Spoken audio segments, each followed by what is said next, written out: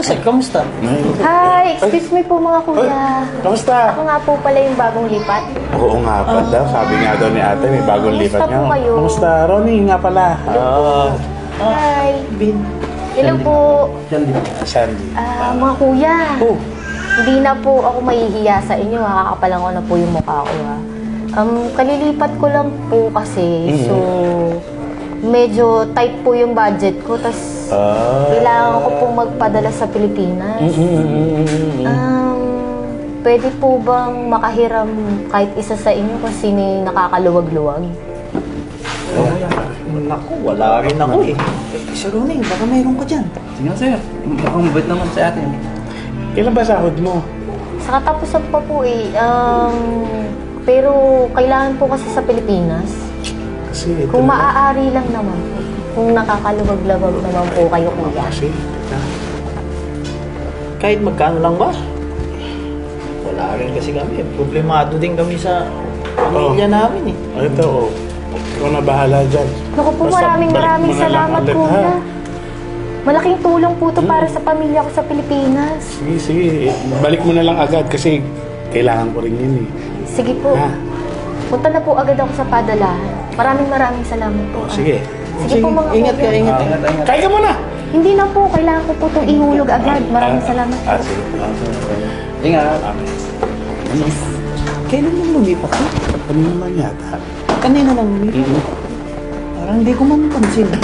Parang mukhang mabait siya. Pero mabait naman eh. Kaya mo na. Mabait naman eh. Oh. Nakagoyo na naman ako. Parang tanga. Uto-uto naman yung mga yun. Sakto, nandito na yung order kong bagong mobile. Available na. Mapunta na nga. Aha! Ganitong oras lang pala kita matatagpuan. Hi, te. Magandang umaga po. Good morning. Pero ang kailangan ko ngayon, yung balanse mo sa bahay. Te, hindi pa po ako sumasahod. Anong di mo sumasahod? Laging ganun na lang, Berna. Laging ganun na lang. Kailangan ko yung bayad mo sa bahay. Ngayon mismo. Te, wala pa po akong pera. Kahit check niyo pa po yung So, bag ko. kailan naman makakabalik ako dito? Promise po. Malapit na po yung Ganyan sahod ka na naman eh. namin. Lagi ka na ng promise eh. Nakakailang promise ka na. Mapuputulan na tayo ng wifi, ng kuryente. Pag hindi ka na nagbayad, kailangan ko na mangoleksyon ngayon mismo. Sige, tigaw ako paraan. Pero po, pagpasensya niyo na po, huwag na po kayo mahiblad ang Mamaya, aga-aga. babalikan kita ha. Gawan mo ng paraan. Iikot mo na ako sa iba pang building, okay? Sige po.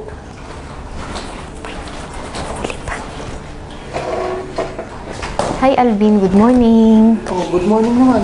Pasensya ka na dun sa eksena kanina ni ate, ha? Ang aga-aga pinaiyak sa harapan mo, nakakahiya eh. Ano ba kasing nangyari? Hindi ka pa ba nagbabayad? Actually, kulang lang ako ng advance. Hindi pa ako sumasahod eh. Kaya lang, matagal pa yung sahod namin. Si ate naniningil na, nakita mo naman sa harapan mo, ang aga-aga, pinapahiya ako. Eh, saan ka naman pupunta ngayon? Papasok na ako actually. Kaya lang, nakita nga kita. So, kakapalan ko na yung mukha ko. Maaari mo ba akong pahiramin ng pera kung pwede? I-check ko kung may... Kahit magkano lang ba, okay lang sa'yo? Oo, para lang mabayaran ni ate kung ano man yun. Tapos ako nang bahala dun mag-alibay kung kailan ko mabayaran yung kulang. Kasi sa totoo lang, ang aga-aga siningil ka, parang ang pangit din nun. Hindi nakaka-good vibes, so... Kaya nga eh, ang aga ko napahiya sa'yo. Pasensyahan mo na ha. Ay, maraming salamat. Malaking tulong to. Siguro naman, i-consider na ako ni ate. Alam naman niyang bago ko, tsaka ang daing bayaran. So, ayun, maraming salamat ha. O sige, ingat Sige, ka. promise babalik ko sa'yo to. Okay, sige. Sige, pasok na ako. Malilate na din ako. Bye-bye. Maraming salamat. Ingat.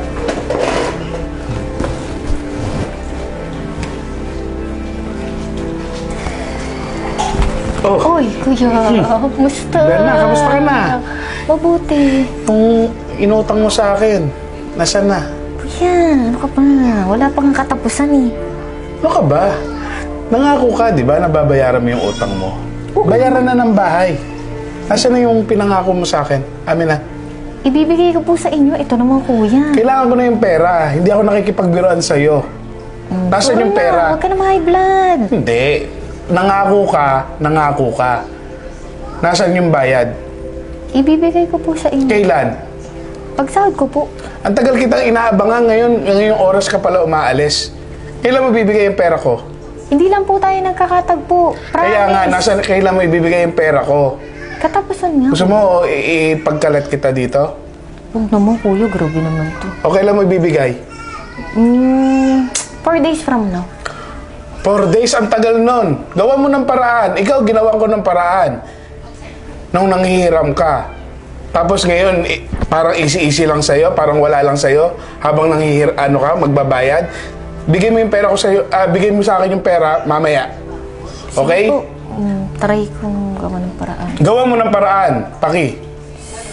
Sorry po, kuya. Ay po. Morning, kuya. Good morning din po, ate. Kumusta? Ito po, bigla akong nalungkot. Papasok na nga po ako sa trabaho eh. Bakit? Anong problema? Pasensya na po kayo doon sa nakita nyo ha. Oo nga eh. Parang mainit ang ulo ni kuya. Hindi pa po kasi ko nakakasahod. Nakahiram po kasi ko kay Kuya Ronnie.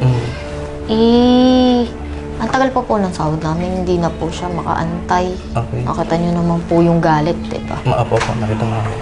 Hindi ko naman po sinasadyang hindi agad makabayad. Kaya lang wala pa po talaga kaming sahod.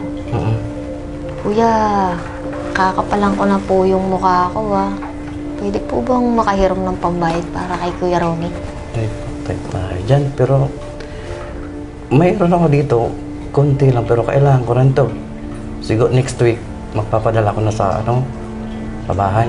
Pero kung okay lang sa'yo, bibigay ko ito sa'yo, pero balik mo na next week. Kahit hati na lang tayo, kuya. Ako nang bahala kay Kuya Ronnie na yung iba. Sige, babayad pero ko sa kanya pag buo na yung sahod ko. Pero pagpasensyaan mo na, ito lang muna ang bibigay ko sa'yo. Naku, kuya, malaking tulong na po ito. Para po mabawasan yung init ng ulo sa akin ni Kuya Ronnie. Oo. Para maibigay mo na yan, para kitang-kita ko talaga yung reaction niya. Promise po, babalik ko sa inyo to. Oo, basta next week. Kailangan ko talaga na. Sige po, pasok na po ako Sige, mag-iingat Thank you ka. po ulit Okay, mag-iingat. Sige, bye-bye.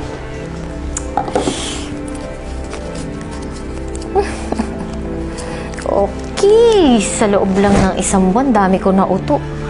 Magtanga-tangahan ka lang na look, tapos paawa-awa. Mas tanga sila sa akin. Mga uto-uto, konting paawa lang, kunyari wala akong pera.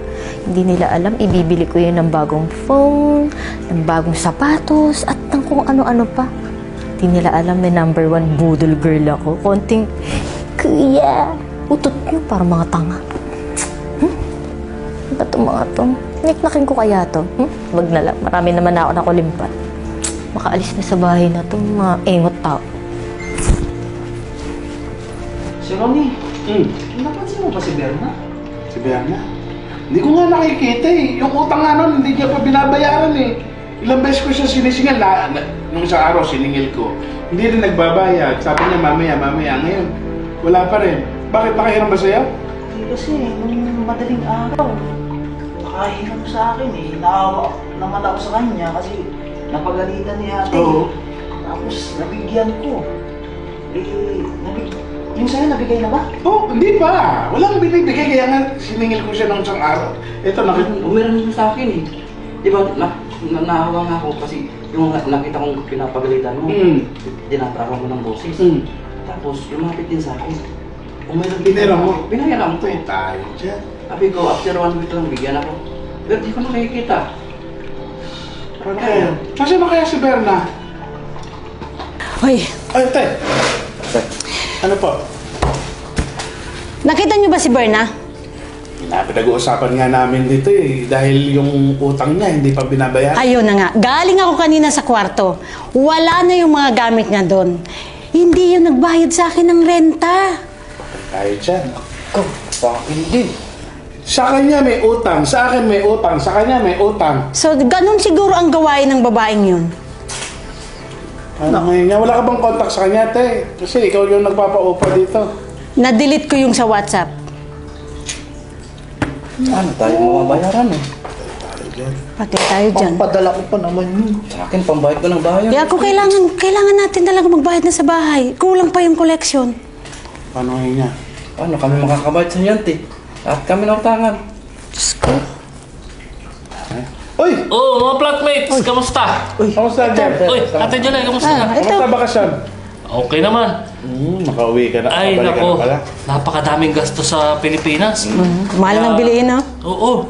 Kaya nga, bumalik na agad ako dito para, siyempre, alam mo man, maghanap buhay ulit para sa pamilya. Ay, Pero, meron akong balita ngayon eh. Ito, viral sa social media. Ano daw? Meron daw isang kabayan na palipat-lipat. naku, kailangan natin yan. Ito daw, yung kabayan na to, ay hindi tumatagal sa tinitirhan. At Kilala natin to. Siya. galing dito to. Nangupahan dito ng kulang-kulang isang buwan. Naku, mag-ingat kayo. Hindi nga nagbayad. Ha? Hindi nagbayad at lahat pa to na utangan. Ilang araw na namin hindi nakikita. Wala, hindi na Ayan, nakita. ayan, modus pala niya yung ginagawa niya eh. Kakaibiganin niya yung mga kasama niya sa plot, uutangan, tapos lalayas. Paano natin yun? Sana na hagilapin yung babae na yun. Nautangan kami. Nadali kami. Nadali kami lahat. Ayan oh, balitang balita, viral talaga siya sa social media ng ating community. Scammer. Anong gagawin natin ngayon dyan? Ang gagawin? Scammer Ito. na ba? Dapat kasi, hindi tayo basta-basta magtitiwala. Dapat kasi, Ate July, pag magpapatuloy ka ng bagong plot dito, kuhanin mo yung details niya. Kaya para kung kailangan mong kumuha ng biodata niya, IDs. kukunin mo. Para, siyempre, tayo naman, bago magtiwala, at involve yung perang pinaghirapan natin, pag-isipan muna natin at saka kilatisin natin yung tao, no? Magaling kasi sir, makiusap eh. Yun na nga. Kaya makiawa. Magmakaawa. Maawa. Yun na nga eh. Kaya nga, isipin natin, hindi naman masamang tumulong. Pero, dapat, unahin natin yung mga sarili natin.